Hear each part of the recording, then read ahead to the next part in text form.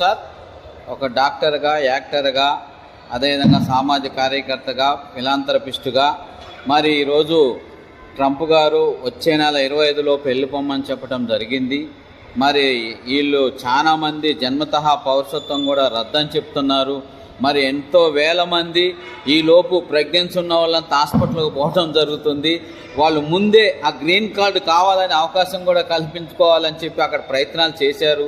అయినా కానీ 25లోపు వెళ్ళిపోవాలని చెప్పి ఈ యొక్క ఆజ్ఞ ప్రకారం అందరూ పౌరసత్వం కోసం ట్రై చేస్తూ ఉన్నారు. దీని యొక్క ఉద్దేశం గురించి చెప్పండి sir. Thank you very much Ganesh garu. It's very good question. ఎందుకంటే ఇటువంటి క్లిష్టమైన పరిస్థితిలో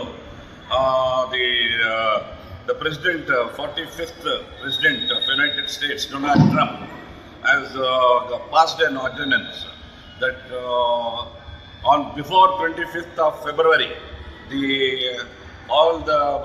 so many people who applied for H1B visa, అది ఫర్దర్గా ఇవ్వడానికి రద్దు చేశారని చెప్పారు. తర్వాత మిగతా H1B, H1B ఇవన్నీ చాలా ఉన్నాయి. ఓన్లీ H1B స్టూడెంట్స్ వీసా, ఈ వీసాల మటుకు ఫర్దర్గా కూడా అది వీసాలు ఎక్స్టెండ్ చేయడానికి అది పరిమితం లేదని చెప్పాడు ఆయన. తర్వాత ఇంకోటి ఏంటంటే అందరూ కలిసి మొత్తం భారతీయులు ఎవరైతే ఉన్నారో 4.5 మిలియన్స్ ఎన్ఆర్ఐస్ ఉన్నారు అక్కడ. వాళ్ళకు కూడా before 25th I think before dead line ఇచ్చాడు ఆయన. సో టోటల్గా ఏంటంటే 34% మన భారతీయులు అక్కడ ఉన్నారు. మనం కూడా మీకు చెప్పాను. So it will have an very big impact on Indians.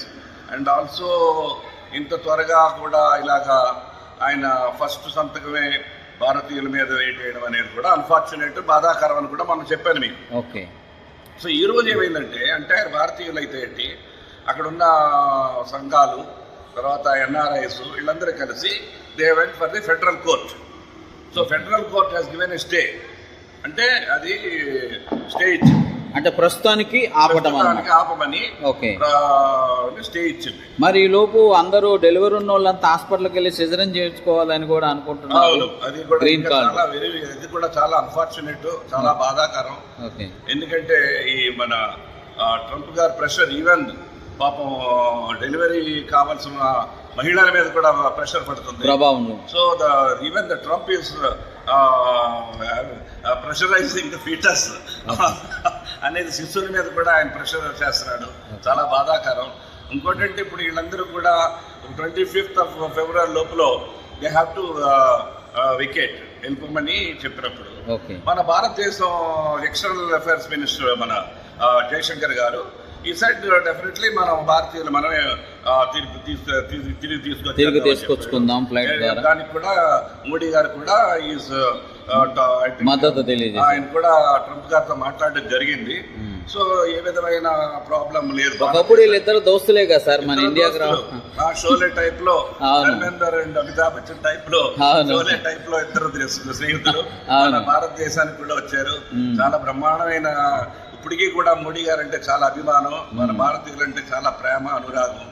But ఎందుకో మరి అంటే మరి ఆయన డెసిషన్ తీసుకున్న తర్వాత అది ఇంప్లిమెంట్ చేయాలి, ఎగ్జిక్యూట్ చేయాలి. కాబట్టి మరి ఒక్కసారిగా సెన్సెక్స్ కూడా పడిపోయింది సార్. నేను చూసాను, ఆశ్చర్యం అసలు. సెన్సెక్స్ ఆల్సో 12,000 crores ఎంతో పడిపోయింది. తర్వాత Trump coin almost 350 times gain అయింది.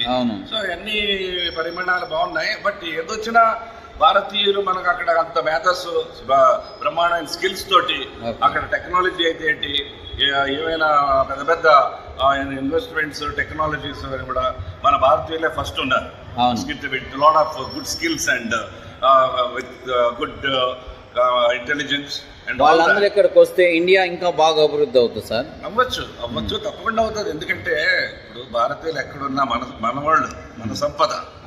సో ఈ రోజు మన వాళ్ళు అక్కడికి వెళ్ళి మేధస్సు సంపాదించారు. అది గర్వపడి ప్రోత్సహించాలి.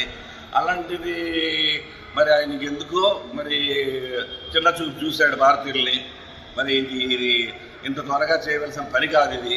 ఎందుకంటే ఇంకా చాలా క్లిష్టమైన ప్రపంచంలో చాలా రకమైన పరిస్థితులు అయితే, చాలా కష్ట నష్టాలు అయితే, ఎన్నో ప్రాబ్లమ్స్ ఉన్నాయి. ఆ ప్రాబ్లమ్స్ అన్ని పక్కన పెట్టేసి ఇదే ఫస్ట్ ఆయన సంతకం పెట్టడం అనేది చాలా బాధాకరం and it's very unfortunate.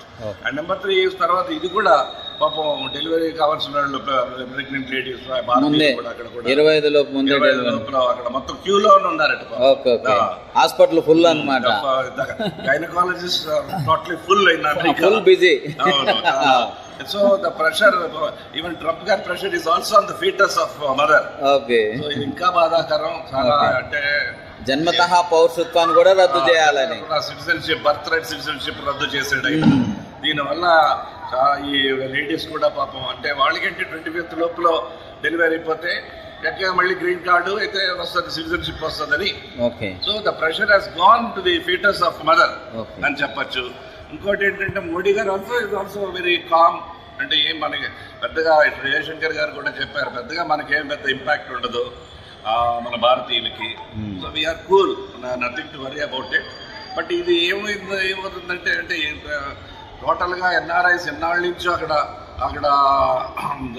Settle అయిన వాళ్ళకి చాలా బాధాకరం. సడన్గా వెళ్ళిపోమంటే ఎవరైనా వెళ్ళే పరిస్థితి కాదు అది. సో మళ్ళీ 25th లోపల కూడా ఇప్పుడు కూడా ఈవెన్ ఎవరైనా ఇప్పుడు అమెరికా వెళ్ళినా కూడా చాలా మందిని డీటైన్ చేస్తున్నారు. రిటర్న్ టికెట్స్ ఉండాలని అంటున్నారు. రిటర్న్ టికెట్స్ ఉండాలి, వీసా కూడా పర్మిట్ తీసుకొని వీసాతో పాటు రిటర్న్ టికెట్స్ ఉంటేనే పంపిస్తున్నారు, లేదా డీటైన్ చేస్తున్నారు. సో ఇప్పుడు అన్ని ప్రాబ్లమ్స్ అన్నీ ఉన్నాయి.